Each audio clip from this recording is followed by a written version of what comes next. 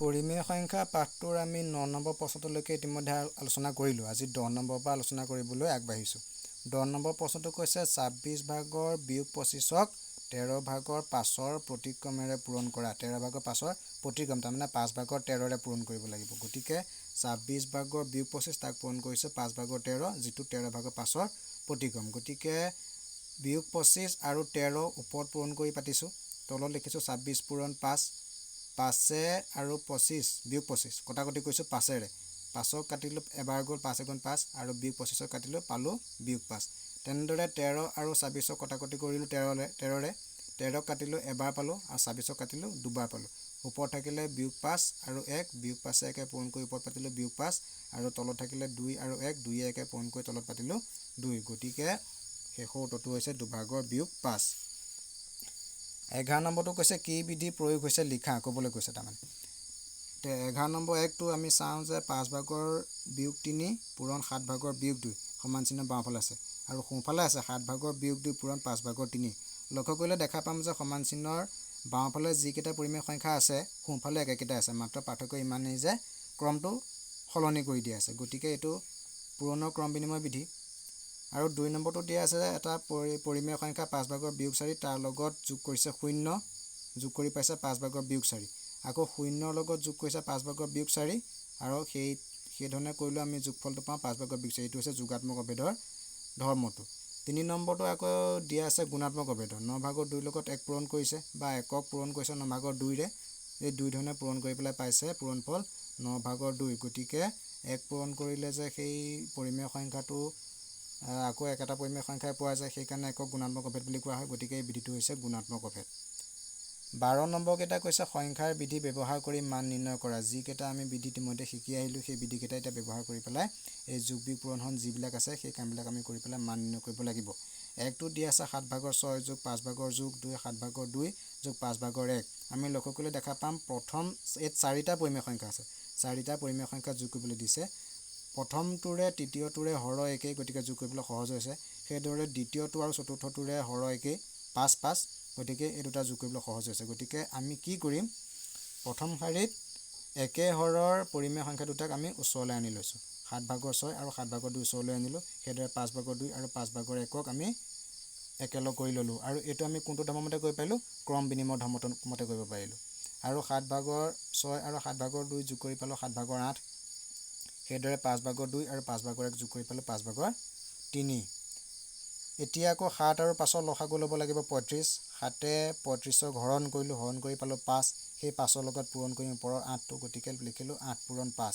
একেদৰে 5এ 35ক হৰণ কৰিলোঁ পালোঁ 7। 7টো ইয়াত পাতিলোঁ আৰু সেই 7ৰ লগত পূৰণ কৰিম ওপৰৰ সেই 3টো, 3 পূৰণ 7।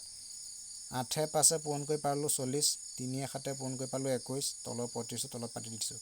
40এ 21এ যোগ কৰি পালোঁ 61 আৰু তলৰ 35টো তলতে আছে। গতিকে সৰ্বমুঠ উত্তৰটো হ'ল 35 ভাগৰ 61। 12 ভাগৰ 1টোত আমি ক্ৰম বিনিময় ধৰ্মতে ব্যৱহাৰ কৰি এইদৰে অংকটো উলিয়ালোঁ। 12 নম্বৰ 2টো কৈছে 670 পূৰণ 7 ভাগৰ 1 যোগ 670 পূৰণ 3 ভাগৰ 1। এই প্ৰশ্নটো কৰিবলৈ হ'লে আমি ইয়াত বিতৰণ বিধিটো খটুৱাব লাগিব। বিতৰণ বিধিটো খটুৱাই কেনেদৰে খটুৱালোঁ চাবা।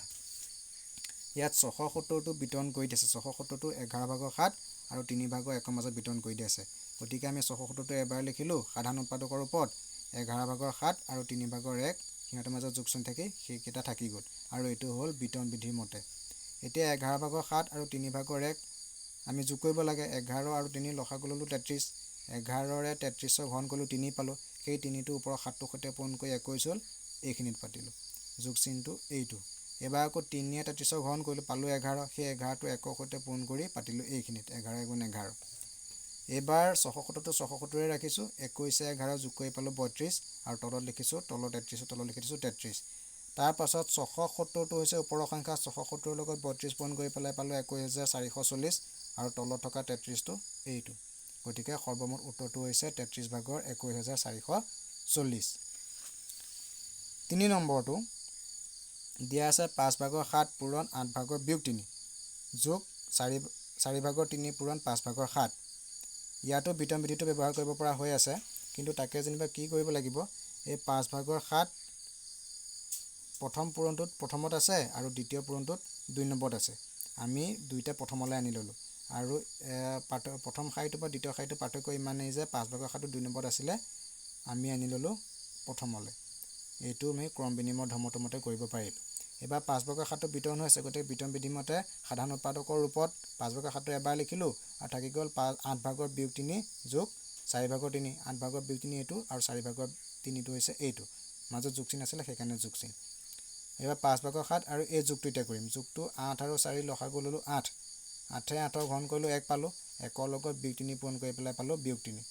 4ৰে 8ক হৰণ কৰিলোঁ 2 পালোঁ, 2ৰে ওপৰৰ সেই 3টো পূৰণ কৰি পালোঁ 6, ইয়াত পাতিলোঁ। তাৰ পাছত 5/7টো 5/7 আছে। এই 6ৰ পৰা 3 বিয়োগ কৰিলোঁ, বেলেগ বেলেগ চিন কাৰণে 6ৰ পৰা 3 বিয়োগ কৰিলোঁ 3 পালোঁ। 6টো আগত যোগচিন আছিলে কাৰণে 3টো আগতেও যোগচিন হ'ব, গতিকে যোগচিনটো দিব নালাগে। আমি উত্তৰটো পালোঁ 8/3 এই যোগটোৰ পৰা। এইবাৰ আকৌ পূৰণ কৰিব লাগে, গতিকে 7এ 3এ পূৰণ কৰি ওপৰত পাতিলোঁ 21, 5এ 8এ পূৰণ কৰি তলত পাতিলোঁ 40। এইটো আছিলে 12 নম্বৰ 3টো। 12 নম্বৰ 3টোলৈকে মই আজি আলোচনা কৰিলোঁ। বাকীকেইটা ইয়াৰ পাছৰ ভিডিঅ' তোমালোকলৈ দিম। তোমালোকে আজি যিকেইটা প্ৰশ্ন দিলোঁ সেইকেইটা তোমালোকে মন দি চাই ল'বা।